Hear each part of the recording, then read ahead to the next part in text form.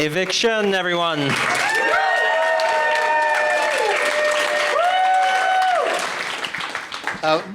I guess we'll have some questions from the audience maybe later, but I wanted to ask one question first, which was for how many of you have experienced something like what Victoria just did before? Okay, and for how many of you was this a totally new experience? All right, okay. Would you say that most of the time when you perform, people know what to expect? Or? I would say probably the same proportion, like maybe 30% where it's totally new. Yeah. Awesome. And then we were just chatting before we had microphones. I'm going to say the same thing I just asked a minute ago. I was asking you if you were tired or worn out after that, and I'm leading because I know some of this, but you did a lot on stage there just now. Are you tired? No, actually, it's like the opposite. It's like really exhilarating. I'm like very jet lagged, but the adrenaline overcomes that, and so I think I'm probably even right now. Awesome. And you mentioned jet lag. So you told me earlier, how many months of the year are you out touring currently? About 6 months out of the year, I'm touring. Awesome. So you're like in a different country like every week or every few days? Yeah, just about. Nuts. Awesome. Do you want to walk us through some of the stuff you played? Sure. So like I guess maybe the most like recent foray that I've gone into is say like expanded turntablism, and so the first thing that I used was like the needle nails, which is like record styli on acrylic fingernails that are attached to my nails with adhesive, and so you have access to like a broad range of different like record playback techniques. Also, the records that you're looking at are also fabricated by myself using resin. And so you take original records and then you cast them out of silicone, and then you can actually cast positives using resin, and it captures the resolution of the groove, which is psychotic to think about, that you could bootleg records like that if you wanted. But there's also other interventions, and then also the turntables that you see are also handmade using like microcontrollers, and so you can change the direction and the speed of each turntable. Awesome. And then amplification. Yes. So there's 3 different modalities that I use for amplification. So the first one, which is like the record needles, the styli. So the cartridges they take a steel needle, and then it's being vibrated between 2 little tiny coils, and then those pick up a small voltage, goes through a preamp, and then it's amplified through another amp and into the PA. And then there's also contact mics, which is using piezo electric crystals to amplify like electroacoustic sounds.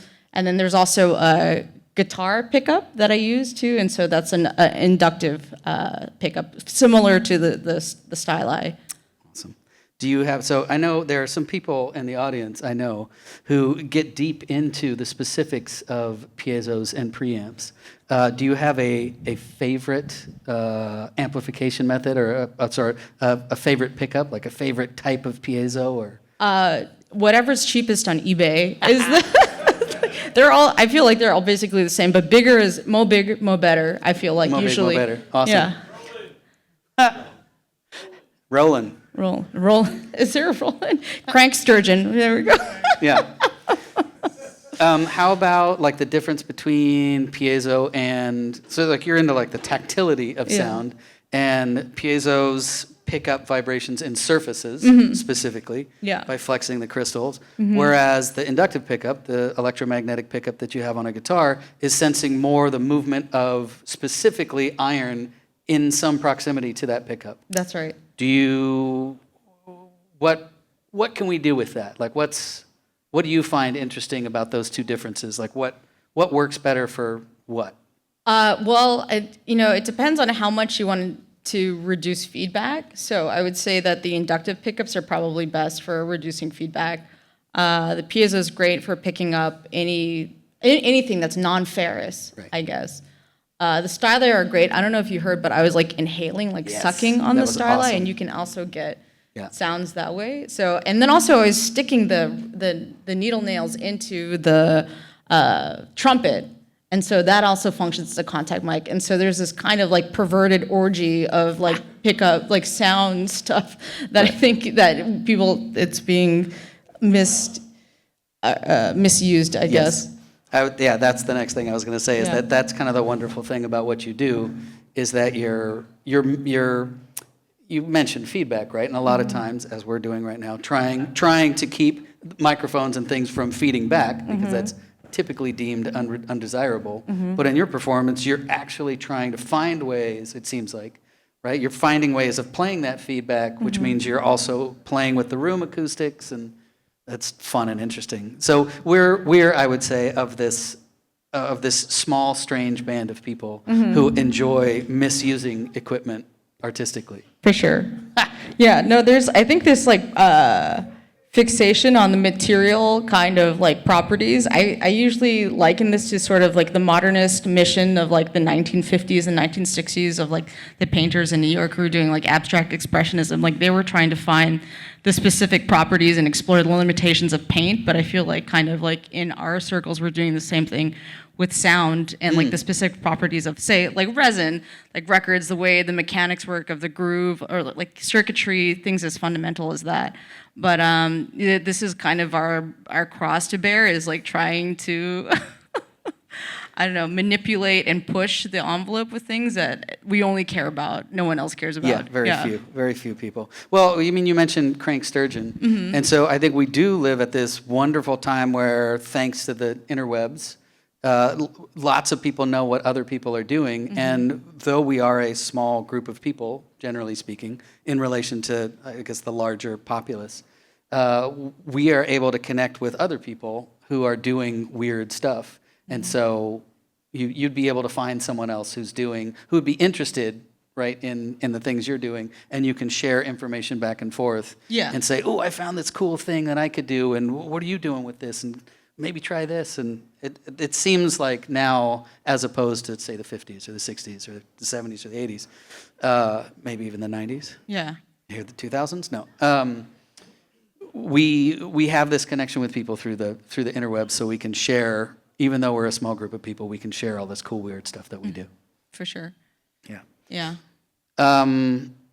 Okay, well then that leads me into another question, I guess. Do you find that there's a difference in the way that you're online, obviously, and interacting with people through Insta, Facebook, and all those things? Yes. But you're also doing it the old-fashioned way of going places and being with people. For sure. Do you feel that there's a difference? Do you feel like you're able to make different kinds of connections because you're in places with people? Oh, 1,000,000%. I think that the presence is like the most, that's my primary mode of like communication and broadcast, is like being here in person with the physical. So my obsession with the material is not just with like the medium so much as also the people, the spaces, and all the specificities, even in time, the specificities in time.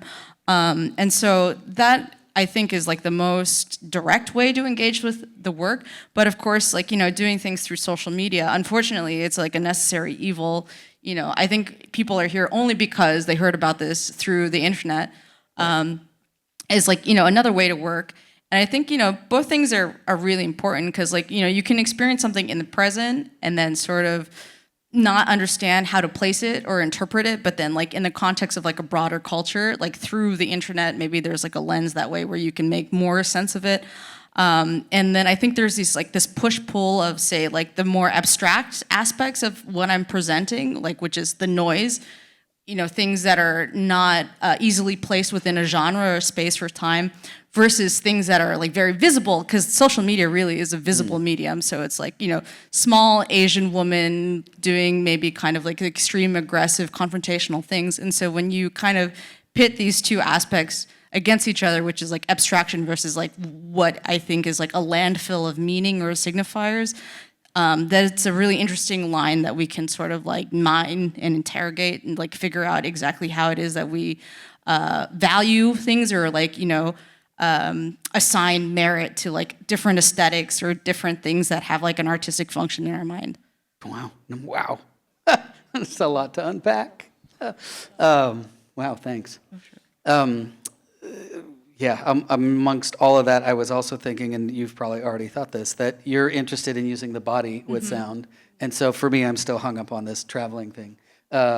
You're part of the art that you're doing is taking your body to other places and putting it in front of people, which I guess is sort of a different thing, maybe an old-fashioned thing now that we can do so much through the web. Yeah.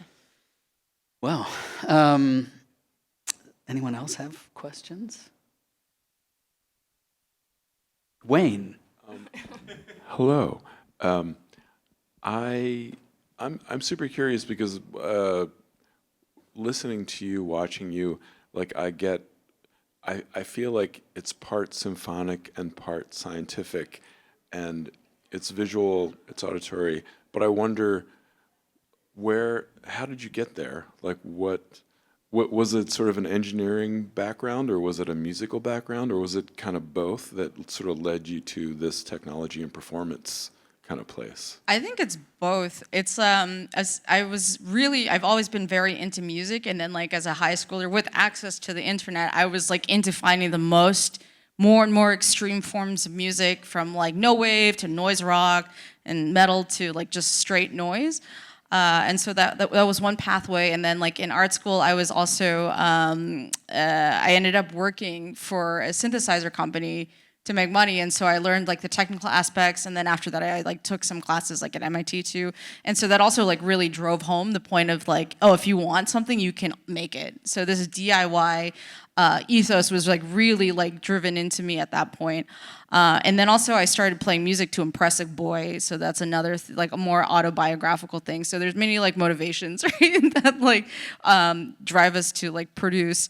But like, yeah, that's kind of how I started doing it. And I was like in a band, and I was like influenced by like different musicians that I really loved. And then I think I started really striking off on my own, just out of necessity, because it's hard to travel with like a lot of people and coordinate lives and so on and so forth. And so I embarked on a more kind of solo adventure, but kind of swinging back towards more collaboration stuff. I think in like a week and a half, I'm like collaborating with Kronos Quartet in San Francisco too. So that'll be another kind of fun departure from like the solo thing.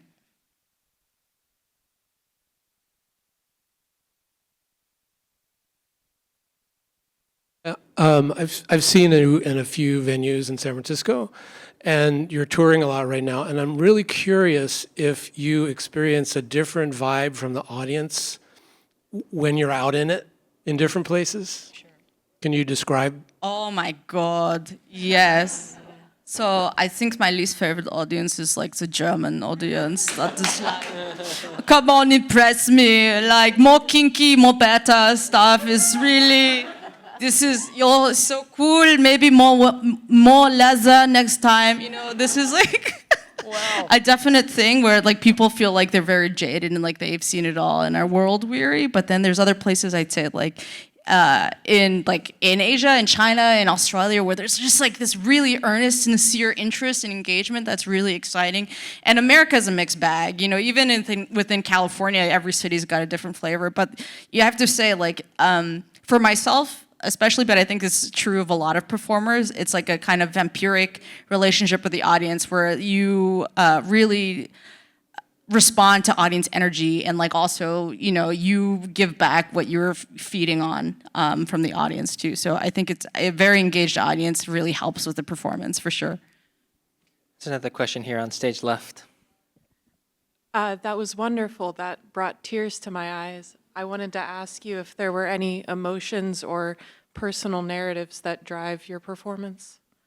I wouldn't say nothing explicit, but for sure, like just kind of more abstract ambient emotions really drive a lot of it, and also like a kind of raw form of enjoyment. Like you lean into, it's all improvisational. Of course, you're using the same kinds of tools that you're used to and you're familiar with, but it's just whatever kind of sound like strikes you as like being the most evocative, you lean into, you amplify, and so like, it changes, the moodscape changes, but definitely it informs the sound for sure. I can speak to the improvisatory nature because I know you said this table was on wheels and you were not going to work the table. Yeah. And then you got up on that table and you worked it.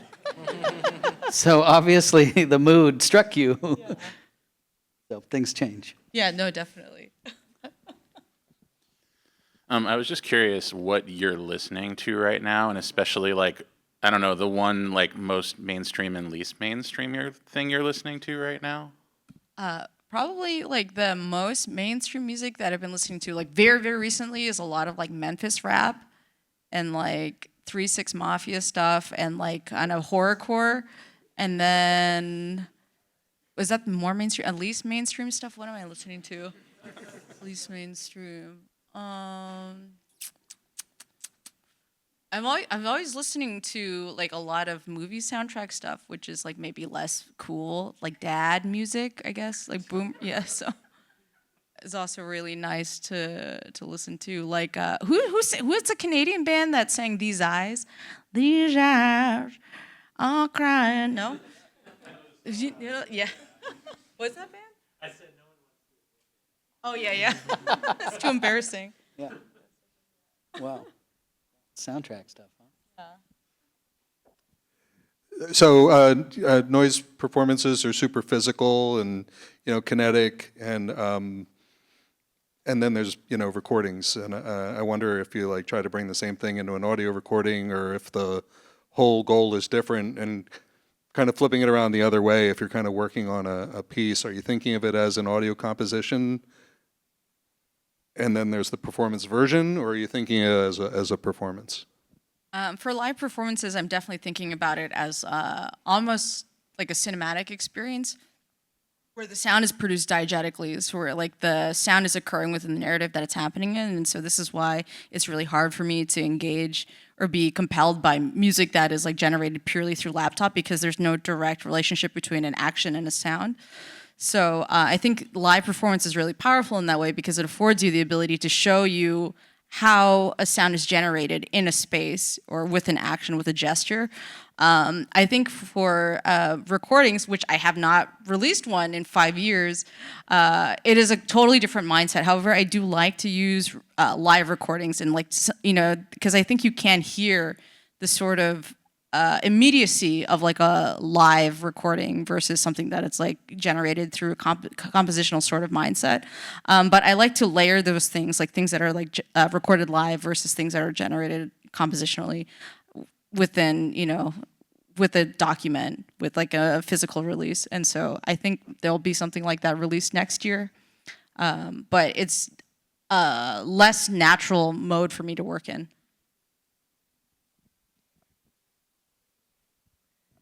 Hi, can you tell us newbies about your merch? What's available? What do you have there? So, I mean, what can we buy?